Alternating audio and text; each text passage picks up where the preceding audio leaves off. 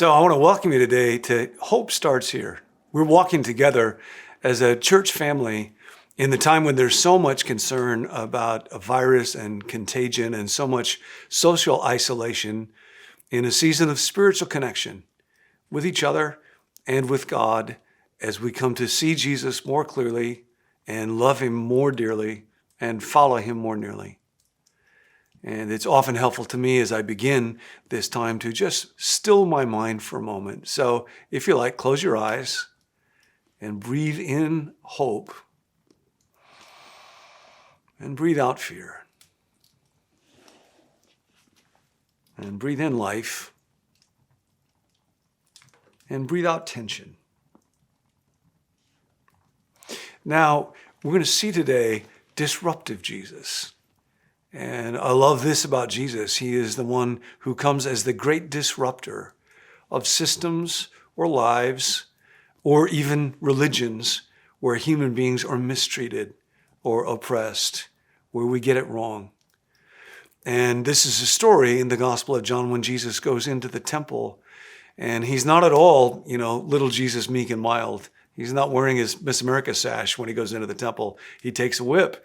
And he's very angry, and he drives out the money changers. Sometimes people think that this story simply means that there should not be like currency in a church, but he's after something much deeper than this. The temple was a picture of something that was of profound importance to God. We talked about Jesus wanting to be our friend, and that the primary theme of the Bible is the offer of with God life to human beings, focused particularly on the person of Jesus. Now, that's what God wanted from the beginning. Life in the Garden of Eden was to be life with God.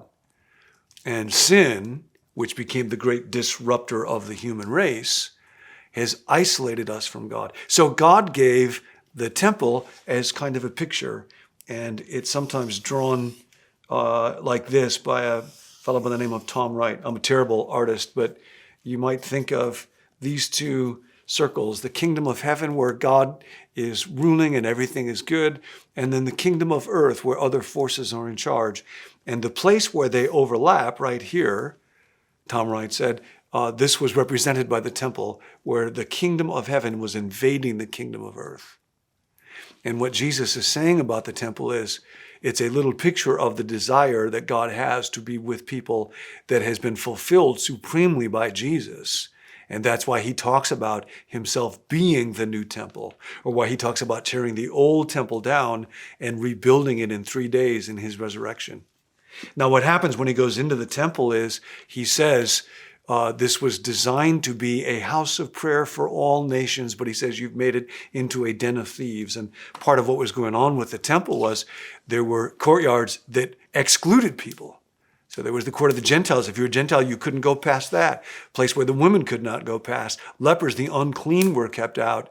But Jesus said God's intent was for the temple up there to come down here for all nations, all peoples.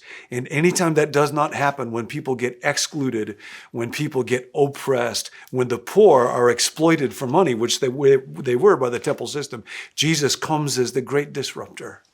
I love that about him.